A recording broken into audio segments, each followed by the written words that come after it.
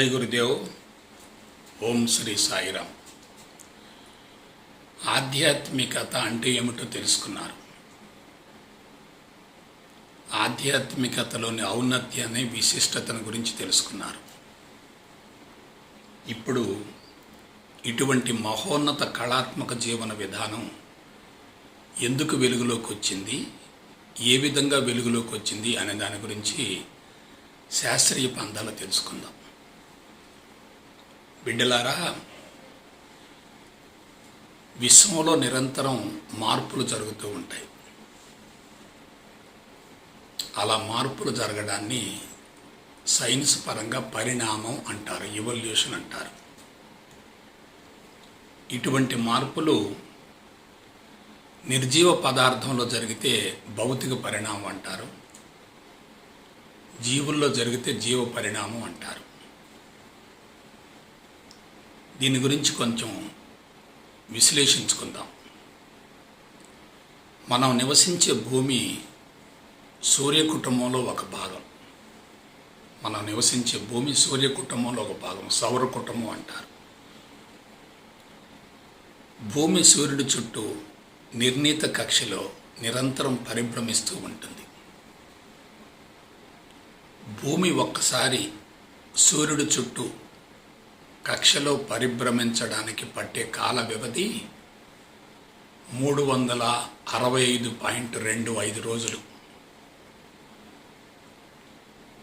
మరొక విశేషం ఏమిటంటే, భూమి సూర్యుడి చుట్టూ తిరుగుతూ ఉంటుంది, అదే సమయంలో తన చుట్టూ తాను తిరుగుతూ ఉంటుంది. భూమి సూర్యుడి చుట్టూ తిరుగుతూ ఉంటుంది, తన చుట్టూ తాను తిరుగుతూ ఉంటుంది. అలా పరిభ్రమిస్తున్నప్పుడు సంవత్సరంలో కొంతకాలం సూర్యుడికి దగ్గరగా ఉంటుంది, మరికొంతకాలం దూరంగా ఉంటుంది. దగ్గరగా ఉన్నప్పుడు వేడి ఎక్కువగా ఉంటుంది, దూరంగా ఉన్నప్పుడు చలి ఎక్కువగా ఉంటుంది. అలాగే వాతావరణంలో వచ్చేటటువంటి మార్పుల వలన వర్షాకాలం, వేసవికాలం, చలికాలం, ఋతువులు ఇవన్నీ వచ్చేసాయి. ఇక్కడ అసలు విషయం ఏంటంటే, భూమండలంలో మాత్రమే జీవరాశి ఏర్పడే అనుకూలమైన వాతావరణం ఉంది. మిగతా గ్రహాల్లో జీవరాశి ఉంది అనటానికి శాస్త్రీయపరమైనటువంటి రుజువులు లేవు. ఈ భూమండలంలో ఉన్నటువంటి, భూమండలం అంటే భూమి ప్లస్ 4 భూతాలు, అంటే భూమి, నీరు, అగ్ని, వాయువు, ఆకాశం మొత్తం కలిసి అట్మాస్ఫియర్ ఏర్పడతాయి, వాతావరణంగా ఏర్పడతాయి. దీన్ని మొత్తాన్ని కలిపి భూమండలం అంటారు. ఈ భూమండలంలో మొట్టమొదట పంచభూతాలు మాత్రమే ఉన్నాయి. ఆ తర్వాత వాతావరణంలో సంభవించినటువంటి మార్పుల ఫలితంగా వృక్షజాతులు వచ్చాయి. ఆ తదుపరి జంతు సామ్రాజ్యం వచ్చింది. ముందు పంచభూతాలు, వాటి యొక్క రూపాంతరమే వృక్షాలు. వృక్షాల ద్వారా పరిణామ క్రమంలో ఇంద్రియ చైతన్యంతో కూడినటువంటి జంతువులు వచ్చాయి. ఈ జంతువుల్లో కూడా ముందు శాకాహార జంతువులు వచ్చాయి, తర్వాత మాంసాహార జంతువులు వచ్చాయి. ముందు శీతల రక్తపు జంతువులు వచ్చాయి, తర్వాత ఉష్ణ రక్తపు జంతువులు వచ్చాయి. ముందు అకశేరుకాలు వచ్చాయి, తర్వాత సకశేరుకాలు వచ్చాయి. ఇదంతా ఎవల్యూషన్ కొన్ని వందల వేల కోట్ల సంవత్సరాల నుంచి కొనసాగుతూనే ఉంది. దీనికి కాలపరిమితిని అంచనా వేయలేము మనం. అయితే ముందు జడ చైతన్యంతో కూడినటువంటి పంచభూతాలు, ఆ తదుపరి జీవ చైతన్యంతో కూడినటువంటి వృక్షాలు, ఆ తదుపరి ఇంద్రియ చైతన్యంతో కూడినటువంటి జంతు సామ్రాజ్యం, ఇక చిట్ట చివరిగా కట్టకడపటిగా ఆఖరిగా ఈ మానవుడు వచ్చాడు. మానవుడిలో ఉన్నటువంటి ప్రత్యేకత ఏమిటంటే, జంతు సామ్రాజ్యం మొత్తంలో, జంతువులన్నింటిలో ఇంద్రియ పరిధిలో మాత్రమే అవి జీవిస్తూ ఉంటాయి. కానీ మానవుడిలో ఇంద్రియ పరిధిని దాటి మనో చైతన్యం, బుద్ధి చైతన్యం ఉన్నాయి. అంటే మానవుడు చాలా సూక్ష్మమైనటువంటి ప్రాణి. తనలో ఏం జరుగుతుందో, చుట్టూ ఏం జరుగుతుందో, పరిసరాల్లో ఏం జరుగుతుందో, యాక్షన్, రియాక్షన్, మోషన్, ఎమోషను, అవగాహన, ఆలోచన ఇవన్నీ ఉన్నటువంటి ఏకైక జాతి ఎవరంటే మానవుడు. ఇక్కడ ఇంకొక విషయం చెప్తున్నాను. అదేమిటంటే ఈ సృష్టిలో ప్రతి ప్రాణి కూడా ఎక్కువ కాలం జీవించాలని కోరుకుంటుంది. ఫలవంతమైన సంతానాన్ని ప్రకృతికి కానుకగా అందించాలని ఆకాంక్షిస్తుంది. ఎక్కువ కాలం జీవించాలి, మంచి సంతానాన్ని ఇవ్వాలి. దానికోసం వాటికి ఏం కావాలి? రక్షణ కావాలి, సెక్యూరిటీ కావాలి. ఇక్కడ వృక్షాల మధ్య ఎటువంటి స్ట్రగుల్ లేదు, కానీ జంతువుల మధ్య స్ట్రగుల్ ఉంది. శాకాహార జంతువుల్ని మాంసాహార జంతువులు వెంబడించి, వేటాడి, హింసించి, చంపి భక్షిస్తూ ఉంటాయి. అందుకని శాకాహార జంతువులు మాంసాహార జంతువుల నుంచి రక్షణ కోసం అనేక రకాల విధానాల్ని అవి అనుసరిస్తూ ఉంటాయి. అయితే జంతు సామ్రాజ్యం మొత్తంలో మానవుడు అన్ని విధాల ఉన్నతంగా ఉన్నాడు కాబట్టి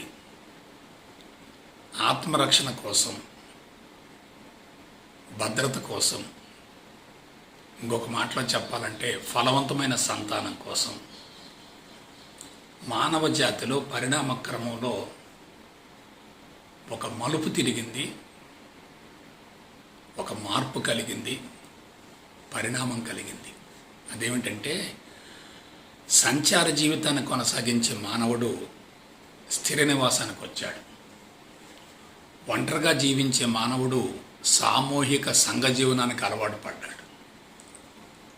అందరూ ఒకే చోట ఉంటాం, భద్రత కోసం, ఇతర మాంసాహార జంతువుల నుంచి రక్షణ కోసం ఈ విధంగా కలిసిమెలిసి జీవించడం అలవాటు చేసుకున్నారు. అంటే మానవుల్లో ఏం జరిగింది? స్వేచ్ఛయుత జీవనానికి, సంచార జీవనానికి మానవుడు స్వస్తి పలికి సామూహిక సంఘ జీవనానికి అలవాటు పడ్డాడు. ఆ తదుపరి కుటుంబాలు ఏర్పడటం, కుల వృత్తులు ఏర్పడటం,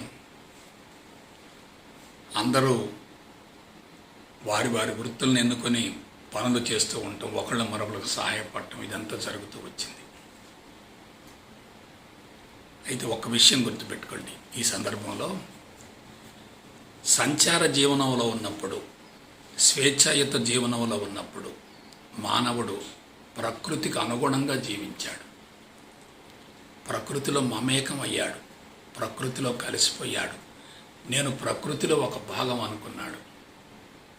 అందుకే ప్రకృతిని కాపాడుతూ వచ్చాడు, ప్రకృతి కూడా అతన్ని కాపాడుతూ వచ్చింది. కానీ ఎప్పుడైతే కుటుంబ వ్యవస్థ ఏర్పడిందో, నేను, నా భార్య, నా పిల్లలు, నా సంసారము, వాళ్ళ పోషణ, ఇటువంటి అవసరాలు పెరిగినాయో, పైగా స్థిర జీవితానికి, సంఘ జీవితానికి అలవాటు పడ్డాడు, మానవుడు ప్రకృతికి దూరం అయ్యాడు. నేను ప్రకృతిలో ఒక భాగం అనే విషయాన్ని మర్చిపోయాడు. నేను ప్రకృతి నుండి వేరు అనే భావనను బలీయం చేసుకున్నాడు. ఆ తర్వాత కుటుంబ పోషణ కోసం, సెక్యూరిటీ కోసం భూమిని పంచుకోవటం, ప్రకృతి వనరులను ఉపయోగించుకోవటం, ఇదంతా ఏమిటి? సంచార జీవనం నుండి మనిషి స్థిర జీవితానికి అలవాటు పడటం వల్ల మనుషుల మధ్య బంధాలు పెరిగాయి. దాన్ని వేదాంత పరంగా మోహం అంటారు. సో ఇదంతా ఎవల్యూషన్, పరిణామం జరుగుతూ వచ్చింది. ఇలా మోహంలో పట్టడం వల్ల, స్థిర జీవితానికి అలవాటు పడటం వల్ల, సంఘ జీవితానికి అలవాటు పడటం వల్ల మనుషుల మధ్య మోహబంధాలు బాగా పెరగటం వల్ల ఒకళ్ళ మీద మరొకళ్ళు ఆధారపడుతున్నారు, ఒకళ్ళు మరొకళ్ళని పోషించవలసి వస్తుంది. ప్రకృతి వనరులు వాడుకుంటూ ఉన్నాడు, ప్రకృతికి విరుద్ధంగా జీవిస్తున్నాడు, ధర్మం తప్పాడు, అధర్మానికి అలవాటు పడ్డాడు, తన యొక్క ఉనికికే ప్రమాదం తెచ్చుకున్నాడు.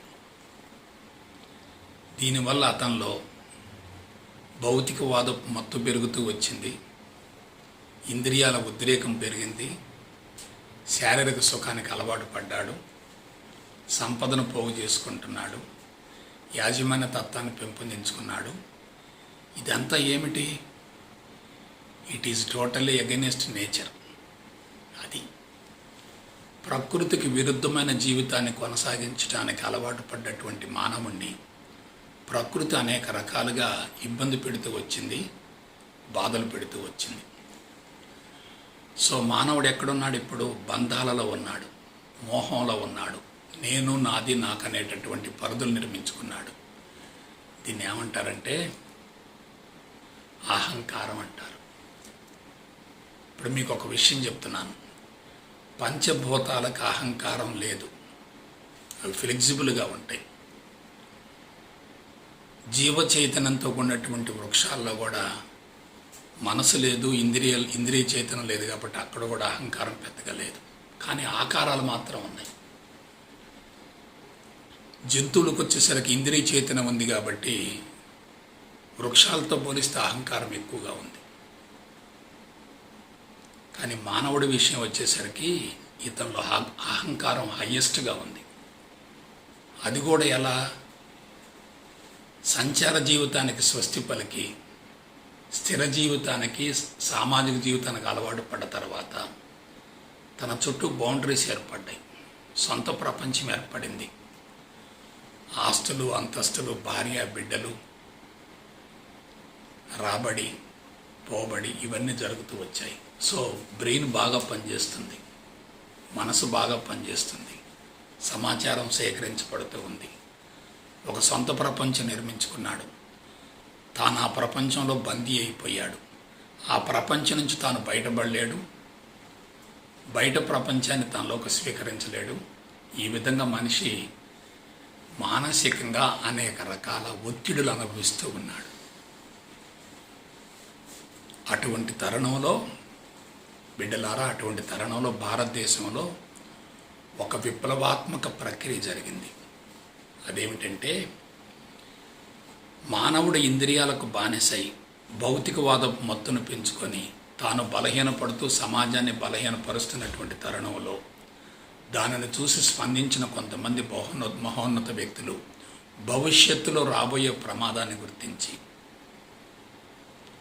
నిర్జన, నిర్మానుష్య, ఏకాంత, ప్రశాంత, ప్రకృతిపరమైన స్థావరాలను ఎన్నుకొని దశాబ్దాల తరబడి లోతైన మౌనంలో ఉండి సంస్కార శుద్ధి గావించుకొని సంపూర్ణ స్వేచ్ఛను పొంది మానవుడు కుటుంబ వ్యవస్థలో ఉన్న, భార్య బిడ్డలతో ఉన్న సంసార జీవితాన్ని కొనసాగిస్తున్నప్పటికీ ఇప్పుడు చూడండి, ఆనందంగా, ప్రశాంతంగా, ఆరోగ్యంగా, సుదీర్ఘ ఆయువుతో జీవించే విధంగా వాళ్ళు మనకు అందించిన చక్కని మహోన్నత కళాత్మక జీవన విధానమే ఆధ్యాత్మిక మార్గం.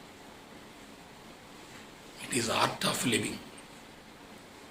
ఇటువంటి ప్రయోగం ప్రపంచంలో ఏ దేశంలో జరగదు, ఒక భారతదేశంలో జరిగింది. అయితే ఈ సందర్భంగా మీకు ఒక విషయం చెప్తాను. భారతదేశంలో ఆధ్యాత్మిక విధానం వెలుగులోకి ఎప్పుడు వచ్చిందంటే క్రీస్తు పూర్వం 8,000 సంవత్సరాల నాడు వెలుగులోకి వచ్చింది. అంటే ఇప్పటికి దాదాపు 10,000 సంవత్సరాలు. కొంచెం జాగ్రత్తగా ఆలోచించండి.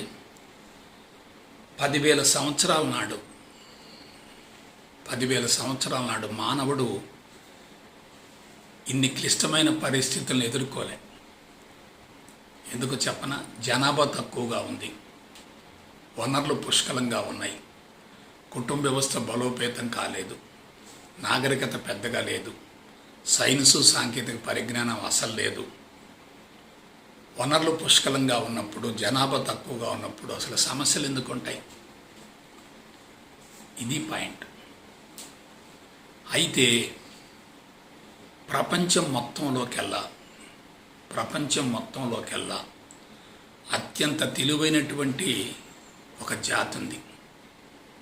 మానవ జాతిలో కూడా అత్యంత తెలివైనటువంటి బ్రీడ్ ఒకటి ఉంది. వాళ్ళు ఎవరంటే ఆర్యులు. ఆర్యులు వాళ్ళు చాలా సున్నితమైనటువంటి మనసు ఉన్నటువంటి వాళ్ళు,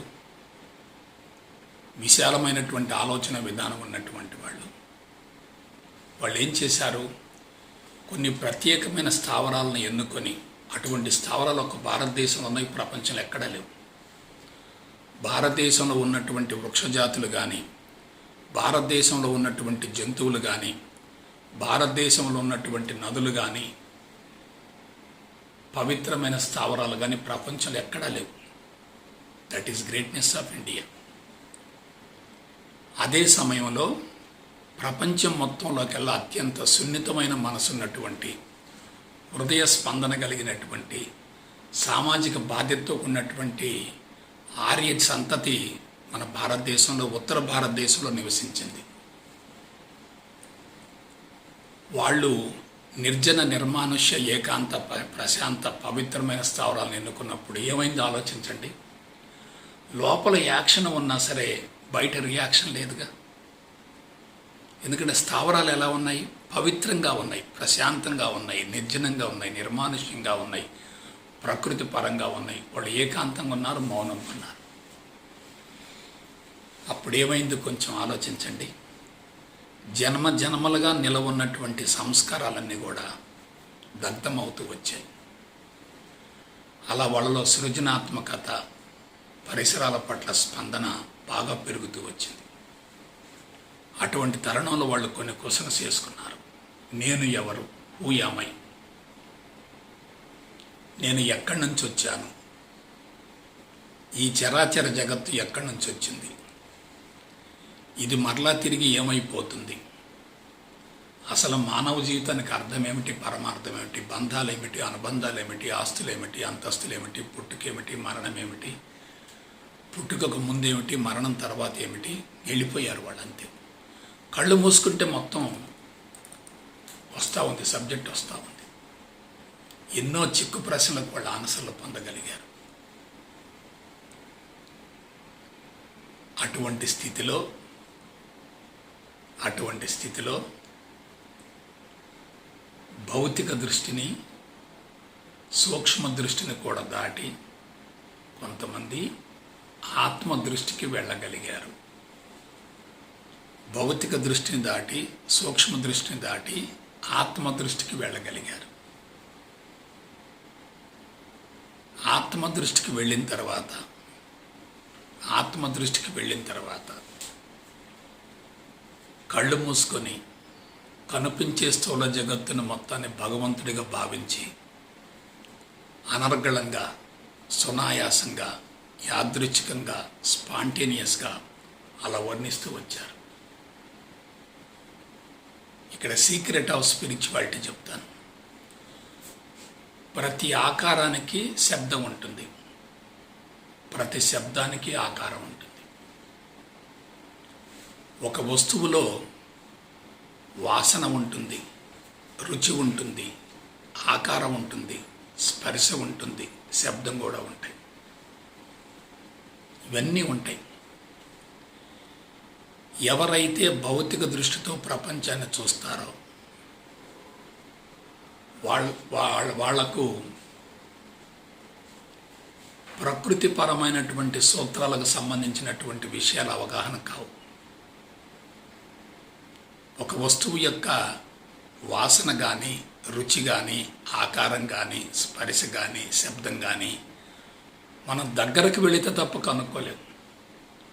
కానీ వాళ్ళు అలా కాదు, ఆత్మ దృష్టికి వెళ్ళారు, ఆత్మస్థితికి వెళ్ళారు. కనిపించేది ప్రతిదీ భగవంతుడిగా కనపడుతుంది వాళ్ళకి. అప్పుడు వాళ్ళు ఏం చేశారు, కీ పాయింట్ వస్తుంది. కనిపించేటటువంటి ఆకారానికి అనుగుణంగా కొన్ని శబ్దాల ద్వారా ఈ శబ్దాలను ఆ ఆకారాల మీద ప్రయోగించారు. పవిత్రమైన శబ్దాలను అక్కడ ఉన్నటువంటి ఆకారాలకు అనుగుణంగా వాటి మీద ప్రయోగించేటటువంటి విధానాన్ని సంహితము అన్నారు. సంహితము ఎంత టెక్నికల్. సంహితం అన్నారు. వాళ్ళు ఉపయోగించే శబ్దాలు ఎలా ఉన్నాయి, అక్కడ ఆకారం ఎలా ఉందో దానికి అనుగుణంగా ఉన్నాయి శబ్దాలు. ఇప్పుడు ఒక విషయం ఆలోచించండి, అక్కడ ఆకారం మారిందనుకోండి, ఇక్కడ శబ్దం కూడా మారుతుంది. అక్కడ స్థితి మారిందనుకోండి, దాని వర్ణన మారుతుంది. ఆ విధంగా ప్రతి వస్తువు యొక్క రూపాన్ని, గుణాన్ని, తత్వాన్ని, ధర్మాన్ని అలా వర్ణిస్తూ వర్ణిస్తూ వర్ణిస్తూ పవిత్రమైనటువంటి శబ్దాల ద్వారా ఈ ఆత్మజ్ఞానాన్ని బహిర్గతం చేశారు. అటువంటి పవిత్రమైన శబ్దాలనే మంత్రాలు అన్నారు. మంత్రం అంటే మనసును కరిగించేది, మనసును విస్తరింపజేసేది, మనసుకు అతీతమైనది, ఆత్మస్థితి నుండి వెల్లడించబడేది మంత్రం. ఇక వాళ్ళు ఉపయోగించిన భాష ఎటువంటిదో చూడండి. వాళ్ళు ఏ స్థితిలో ఉన్నారు?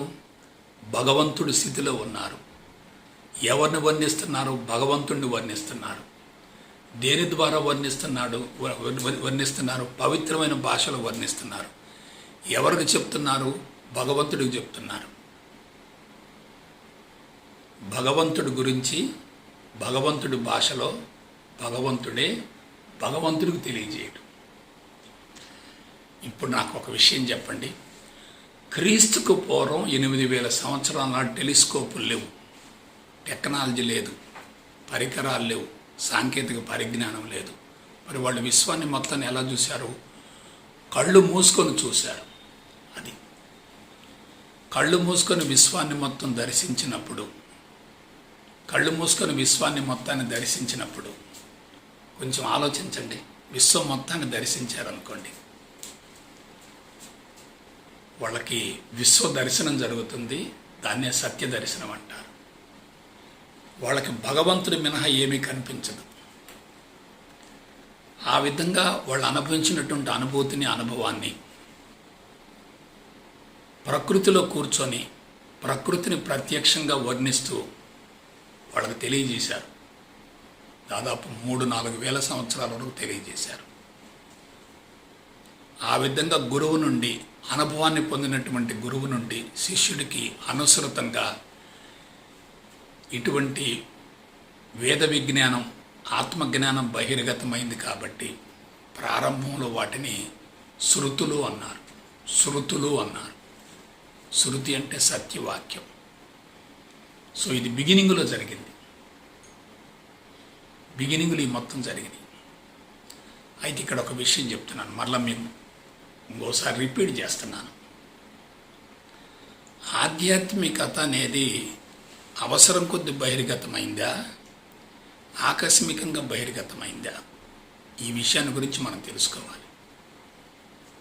అవసరం కొద్ది బహిర్గతమైతే అన్వేషణ ద్వారా జరుగుతుంది. ఆకస్మికంగా బహిర్గతమైతే కొద్ది మంది మాత్రమే పరిమితం అవుతుంది. కొద్ది మందికి మాత్రమే పరిమితం అవుతుంది. అది అవసరం కొద్ది రాలే. కారణం ఏంటి?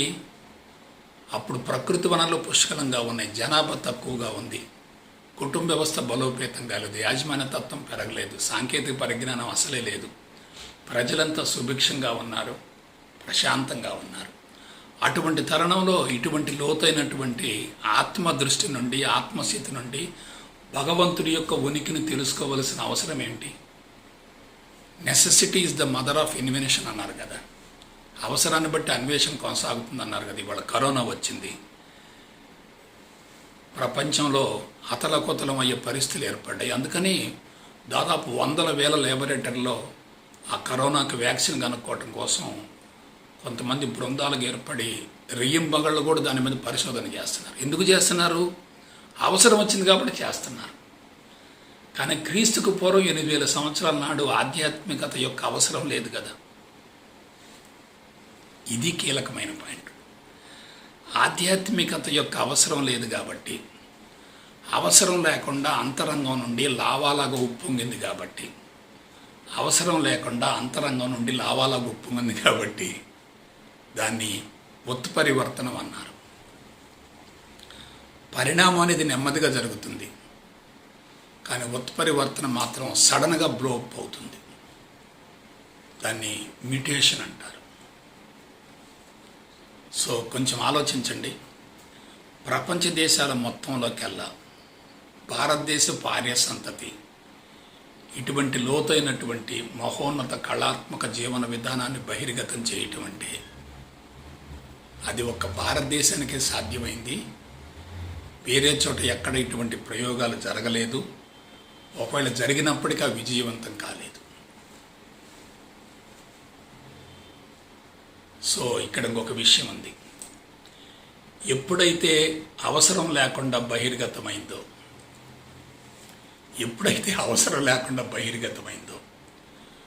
కొన్ని వేల సంవత్సరాల వరకు కొంతమంది అనుభవసారాన్ని పంచారు, కానీ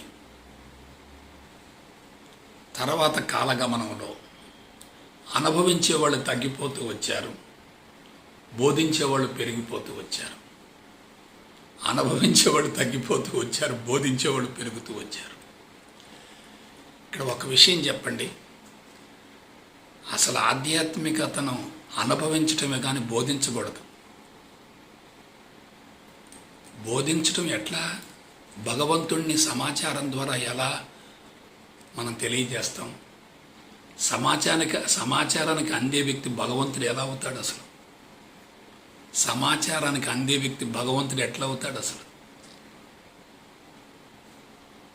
సో బోధన పెరుగుతుంది, అనుభవం తగ్గిపోతుంది. అంటే అవసరం లేకుండా బయటకు వచ్చింది. అది మరొక మాటలో చెప్పాలంటే మిస్యూజ్ అవుతూ వచ్చింది, దుర్వినియోగపడుతూ వచ్చింది. దీనికి తోడు అదొక ప్రత్యేకమైన జీవన విధానంగా భావించటం వల్ల ఆరాధించే వాళ్ళు పెరిగిపోతున్నారు, అనుభవించేవాళ్ళు తగ్గిపోతున్నారు. ఆరాధించేవాళ్ళు పెరిగిపోతున్నారు, అనుభవించేవాళ్ళు తగ్గిపోతున్నారు. కఠోర నియమావళి ఉండటం వల్ల అందరూ ఆచరించలేకపోతున్నారు. ఆచరించే వారిని ఆరాధిస్తూ అదే ఆధ్యాత్మికత అనుకొని వ్యక్తి పూజల్లో నిమగ్నం అయిపోయారు. అటువంటి తరుణంలో భారతదేశంలో ఒక ఆధ్యాత్మిక రత్నం ఒక విప్లవాత్మక కృషి చేశాడు. ఆయన ఎవరంటే కృష్ణద్వైపాయనుడు. ఆ మహానుభావుడు ఋషి. ఆయన కళ్ళు మూసుకొని వేరు కాలాలలో వేరు ప్రాంతాలలో వేరు వ్యక్తుల నుంచి బహిర్గతం గావించబడ్డటువంటి ఈ మంత్రాల మొత్తాన్ని కూడా క్రోడీకరించి సంకలనం చేసి కంపోజ్ చేసి ఇవన్నీ తయారు చేసి ఒక పెద్ద పుస్తకం తయారు చేశాడు. క్రోడీకరించి సంకలనం చేసి కంపోజ్ చేసి పుస్తకం తయారు చేసి వేరు కాలాలలో వేరు వ్యక్తుల ద్వారా వేరు ప్రాంతాల్లో ఉచ్చరించబడ్డ మంత్రాల మొత్తాన్ని కంపోజ్ చేశాడు. దానికి ఆయన ఒక పేరు పెట్టాడు, అదే వేదం. ఎందుకు ఈ పని చేశాడంటే వాళ్ళు ఆత్మస్థితి నుండి భగవంతుడి యొక్క ఉనికిని గ్రహించి అనుభవించారు. కానీ కలియుగ మానవులు ఆత్మస్థితికి వెళ్ళటం కోసం వాటిని వాడుకోవాలి. వాళ్ళు శూన్యం నుండి ప్రకృతిని ప్రపంచాన్ని వర్ణించారు. మనం శూన్యానికి వెళ్ళటం కోసం వీటిని వర్ణించుకుంటూ పోవాలి. ఇది తర్ఫీదు, ట్రైనింగ్ అవుతుంది. ఆ విధంగా వేదాన్ని తయారు చేశాడు ఆయన, కంపోజ్ చేశాడు. తర్వాత మానవ సౌలభ్యం కోసం దాన్ని పగలగొట్టాడు. వేదాన్ని పగలగొట్టాడు కాబట్టి, విభజించాడు కాబట్టి ఆయనకి వేదవ్యాసుడు అనే పేరు వచ్చింది. తర్వాత మరలా ఆలోచించాడు, ఈ వేదాల సారం సామాన్య మానవుడికి అర్థం కాదనేటటువంటి భావనతోటి మామూలు వ్యక్తులు అర్థం చేసుకోలేరు, హైలీ ఇంపాసిబుల్. మరి పాపభీతి తగ్గాలి, సమాజంలో ప్రశాంతత నెలకొనాలి అనేటటువంటి భావంతో ఆయన ఏం చేశాడంటే కొన్ని పురాణాలు ఇచ్చాడు, ఉపపురాణాలు ఇచ్చాడు. ప్రత్యేకించి మహాభారతం, మహాభాగవతం, భవిష్య పురాణం, అష్టాదశ పురాణాలు మొత్తం ఇచ్చేశాడు. అంటే ఒక పెద్ద స్పిరిచువల్ ట్రెజరీ తయారు చేశారు. వేదవ్యాసుల వారు. ఆయన ఆనాడు చేసినటువంటి కృషి ఫలితమే ఈనాడు నాలాంటి వాళ్ళు మీలాంటి కొద్ది మందికి చెప్పే అవకాశం, అదృష్టం కలిగింది. ఆనాడు ఆయన ఆ ప్రయోగం చేయకపోతే, ఆ పరిశోధన చేయకపోతే, ఆ కృషి చేయకపోతే ఆ వేద విజ్ఞానం మొత్తం కనుమరుగైపోయేది. ఇక్కడ ఇంకొక విషయం చెప్పి నేను ఆపేస్తాను. అదేమిటంటే,